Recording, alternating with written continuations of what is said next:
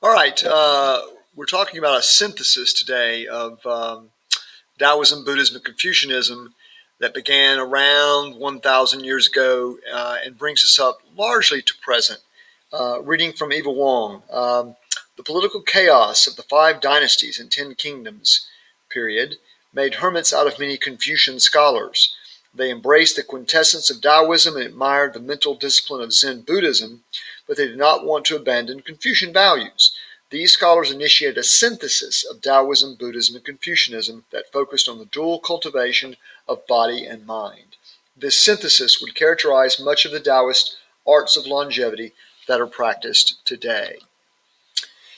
The first synthesis of Taoism, Buddhism, and Confucianism was primarily philosophical. It integrated a form of Taoism that was already sympathetic to cultivating inner peace and stillness with Zen Buddhism's theory of original mind and Confucianism's idea of the original nature of goodness. Its foremost proponent was Wang Chongyang.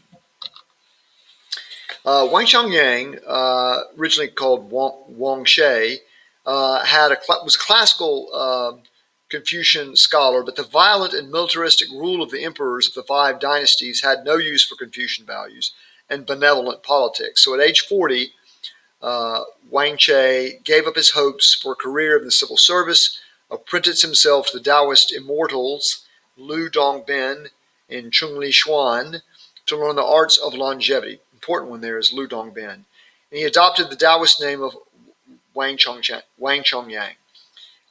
He believed that the integration of Zen experience of emptiness, the ethics of Confucianism, and the Taoist techniques of health and longevity could offer a complete understanding of the ultimate reality of things. Thus, he named his form of Taoism the Complete Reality School.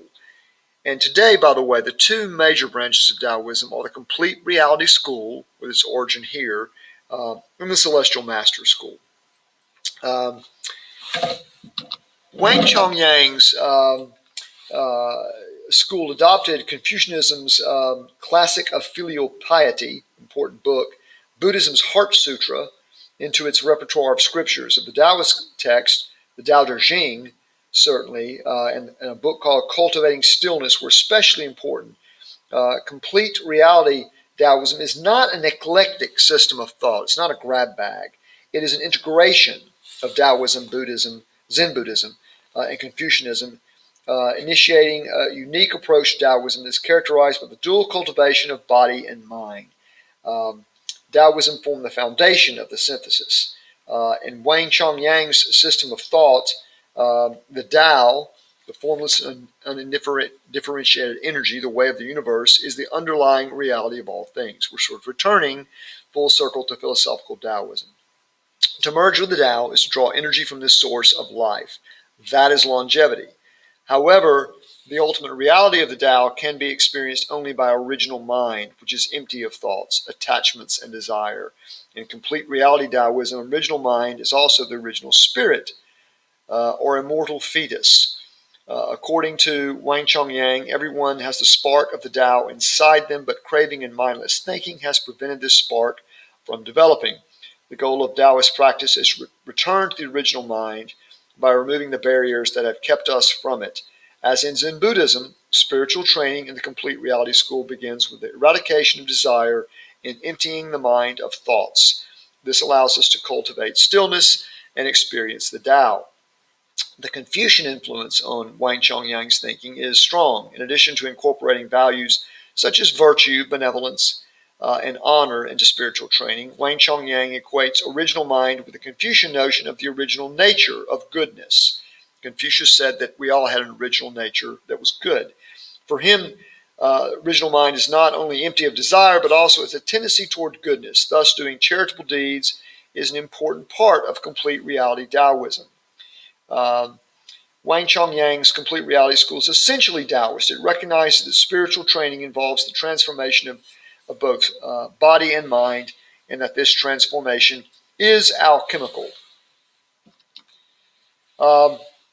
Not all of Wang Chongyang's students agreed with this approach to cultivating body and mind. Moreover, variations in interpretation of the master's thought, even by his closest students, known as the Seven Taoist Masters, gave rise to different sects within the complete reality school. The most famous division was the formation of the southern branch by Zhang Baoduan, and the northern branch by Wang Chongyang's closest student, Chang Chun.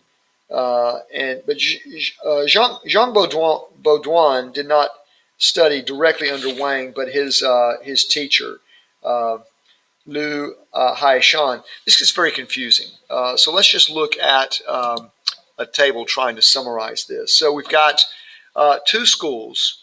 One is the Northern Complete Reality School, and they're known as the Lung Min, or the Dragon Gate. And the Southern Complete Reality School, known as the Tzu Wang, the Purple Yang and the Dragon Gate.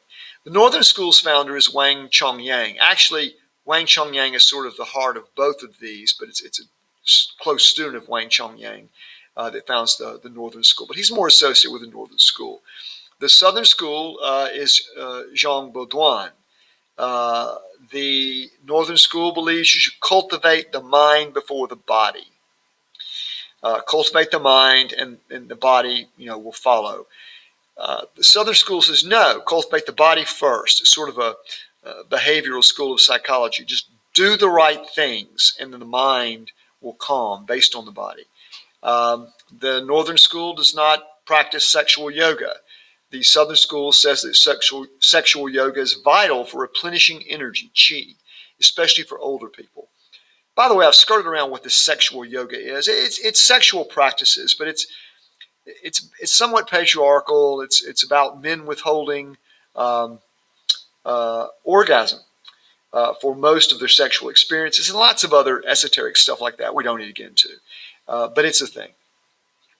And then the Northern School has a very strong religious organization. It survives the Mongol conquest of the Sung dynasty. The Southern School has more of a weaker organization that suffered in the Southern Sung. It evolved into the Action and Karma School with emphasis on devotion and ethics. The fall of the Northern Sung in 1126 of the Common Era brought a flood of refugees to regions of China south of the Yangtze. Not only did those refugees lose their lands and fortune, they also lost their faith in the imperial government's ability to protect them from the invaders. The Southern Sung dynasty was always threatened with invasion from the north. Its emperors were weak and the officials corrupt. An attempt to regain its lost territory after the Mongol conquest of the Qin tribe brought the Southern Sung in direct conflict with Kublai Khan's expanding empire. The days of the Southern Sung were spent really retreating from the invasion of the Mongols. And in 1279, it was finally conquered by Kublai, and the Sung was gone. When the common citizens of the Southern Sung could not find protection from their government, they turned to the deities for guidance. What fulfilled their spiritual needs was not the individual enlightenment of Zen Buddhism, nor the acts of longevity of the Taoist internal alchemists, nor even the religious ceremonies of the celestial teachers. It was the popular religion that integrated religious Taoism, devotional Buddhism, and common sense Confucian ethics. This became the Action and Karma School, Action and Karma Taoism. A movement that taught the ethical action was rewarded, and unethical action invited karmic retribution. Its patron deities included the Taoist immortals, Buddhist bodhisattvas, and Confucian sages. This popular religious movement was inspired by the teachings of a version of Lao Tzu's the Tao Te Ching. Between the end of the Sung dynasty and the late Ming dynasty, moral tales were developed. And it was in these stories that traditional Confucian values, Buddhist ideas of reincarnation and karma, and Taoist deities' power over health and longevity were woven together. The Southern Sung fell in 1279, was replaced by the Mongol dynasty, the Yuan dynasty. Although it was the Lungmin branch of the Complete Reality School that was favored by the Yuan emperors, Action and Karma Taoism, the popular movement, was firmly established among the common people. Mongol rule over a unified China was brief. 90 years after their conquest of the Southern Sung, Kublai Khan's Yuan dynasty ended. A popular uprising drove the Mongols out of central China and ushered in the Ming dynasty. The Ming dynasty was very powerful. It lasted from the mid 14th to mid 17th centuries. And the Ming dynasty emperors were sympathetic to popular religion. The rise of popular religion changed not only the face of Taoism, but also affected Buddhism. Zen Buddhism's focus on individual enlightenment and disciplined practice lost its appeal to be replaced by a form of devotional Buddhism that emphasized chanting the names of the Buddhas, praying to the Bodhisattvas, and believing in reincarnation and karmic retribution. Enlightenment, or becoming immortalized as a Buddha, became equated with the acquisition of magical abilities rather than attaining stillness and experiencing the reality of the Tao. Thus, in the Ming Dynasty, an enlightened person was considered to be an individual with power. This was an embrace of Mahayana Buddhism, a rejection of the more disciplined or devotional Buddhism, rejection of sort of disciplines. By the end of the Ming Dynasty, there was a collection of stories built around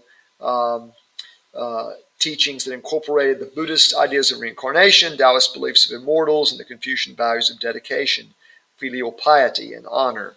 The religious synthesis of the three great religions was so thorough that by the time of the Qing dynasty, which replaced the Ming, the popular religion of the Chinese had a pantheon of deities consisting of Taoist immortals, Buddhist bodhisattvas, and Confucian sages. Taoist immortals were given Buddhist names, bodhisattvas became incarnations of Taoist immortals. It all got conglomerated.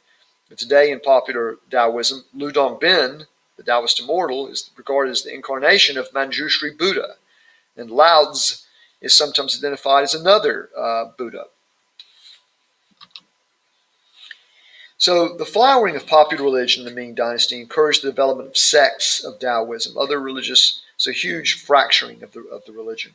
Other religious ceremonies were conducted or official religious ceremonies, rather, were conducted by the celestial teachers, but there was no state-sponsored religion.